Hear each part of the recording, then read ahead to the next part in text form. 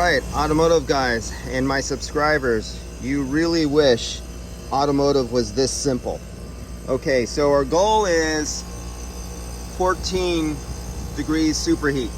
Subcooling. God damn, I always do that. Subcooling. So we're low. We're at 7 degrees. I've had it running for 15 minutes now. This room has 2 other air conditioning units, and they were keeping it at 74 degrees. And that's all they can maintain with it up high. Right now I have all the lights, all the heat load turned up in the room. I turned off the other 2 air conditioning systems in that room, and I now only have this system that I'm dialing in, and I'm trying to bring the room temperature up to 80, and it has just hit 80. It's actually past 80 now. It was at 80 with that other system on. So it's at 80 degrees right now. That's the return air coming in. So now we're gonna put in a little charge. Now, if you were on a car, we can't do this on cars because we have these pulsating fans, you have variable displacement compressors. There's a lot of things that need to be fixed in place, including the speed of the compressor. On a car, the speed of the compressor on a normal car is the RPMs of an engine, where this is just a fixed speed and it doesn't change. This is a fixed speed and it doesn't change unless you have a head pressure control on it. So automotive and commercial refrigeration, a little bit different. We got some things to go on. So we're 6.9 superheat. Can you guys see that? Subcooling. There I go again. There we go. 6.7. So here's my gas inlet. It's on the vapor side. Now what's going to mess it up is I should have put this over here, because when I flash gas in, it's going to chill this down and give me a false reading. I screwed up. I should have had this, say, over here or right up there, and then feed gas on this side and be taking my temperature up. I wasn't thinking when I was setting this up to do video for you guys, but it is what it is. So let's see what happens. Watch right there. Let me give it a little gas. Let me zero this out. I forgot to zero this. Make sure it's reading. Yep. Back to zero. Back to zero. Give it a little gas, and you're going to see the temperature change on the vapor line, because it's going to get a whoosh of fresh gas that's going to vaporize and chill down, and this is reading right there. Oh, let's take a temperature difference here. Temperature is, all right, temperature is 60 degrees at this point. So let's take it off there and put it on the other side of the filter dryer, clean place. And so let's see if there's a little bit of change between here and here, just because of a little bit of a restriction. It looks like it's only tenths of a PSI. I know I have a nice scratched off, nice shiny spot there. These are conductive. They have to conduct the metal. You cannot on auto. If you use these on automotive, you have to scratch the paint off of some of the lines. All right, let's put in a little gas. Let me get this out of grams on this. Go on the units into pounds. There we go, pounds and ounces. There we go, I'm putting that's ounces going in right there. And look at that temperature drop. And the reason that's 8 ounces right there.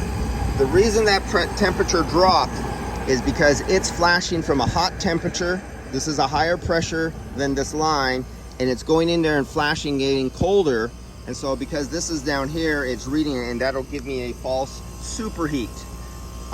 False superheat. We're reading subcooling over here, but if you look at this temperature, you'll see it diving because I'm feeding the refrigerant over there, and the refrigerant flow is going in this direction. You watch Jim Bergman's videos, you watch Greg's HVAC service, or Brian Orb's videos from HVAC school.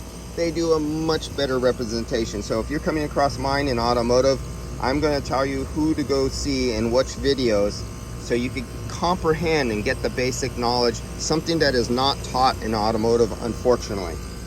Now look back at our subcooling again. You see we went up there? That's because I added 10 ounces of refrigerant. So our subcooling went up. We want 14. I cannot go by the superheat, what they want me to look for, the superheat. I cannot use that right now because None of this copper is insulated going all the way back to 80 feet back to the air handler. It's in a warm attic, and so it's literally picking up heat, throwing off my readings.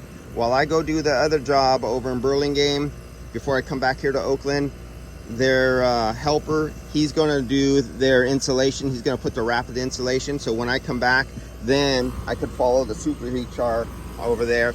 And then later on, I told them I'm going to come back and take care of their airflow. They have a zone control on here. They have messed up tubing that's kind of messed up. It's all flex duct and it's all, you know, kind of spaghetti. Better than most people, but none of this is correct if my airflow is wrong. So I got to fix the airflow. So I'll be back. Let me show you one more time. See our, you could do this in Automotive too. So see where our subcooling is. We have 10 ounces in there. Let's put a little bit more in there. Watch it go in. Okay, I'll stop right there, 14 ounces. Now it'll take a little bit because all that refrigerant that just went in here has to go into this accumulator, then it goes into the compressor, then it gets compressed and it comes out and it goes in as a hot vapor, then it goes into the condenser and it has to balance itself throughout the whole system. That few ounces, that 4 ounces, just kinds of mess everything up. And you have to wait about 10 minutes for it to stabilize, and after about 10 minutes, you'll come to your final. See, we're no longer 8, we're now at 10.7, and maybe in a few more minutes that'll go up or down. So I'm just gonna get this close, and then I'm gonna go.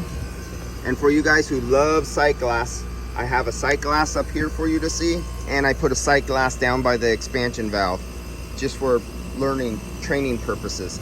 I was hoping the system was lower so I could show you what happens sometimes. You'll see bubbles out here at this sight glass at this location. Remember, this is the liquid line that is coming from the condenser, and if it was low, the subcooling was really low, and there was no stacked refrigerant that was stacked up inside the condenser, and it had air bubbles going back here, you could still have enough refrigerant. When you look at the other sight glass at the expansion valve, it could be crystal clear, because somewhere in the middle of this little tiny liquid line, it started stacking up with liquid refrigerant with no air bubbles.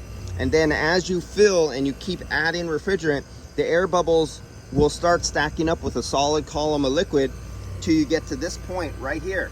And then you'll see the air bubbles disappear and you'll be full up to this point. But your condenser is still not stacked up the rows. It has a certain percentage it needs to be, and that's that 14 degrees subcooling right there. And I'll let you guys off at this because I got to get going. See you guys.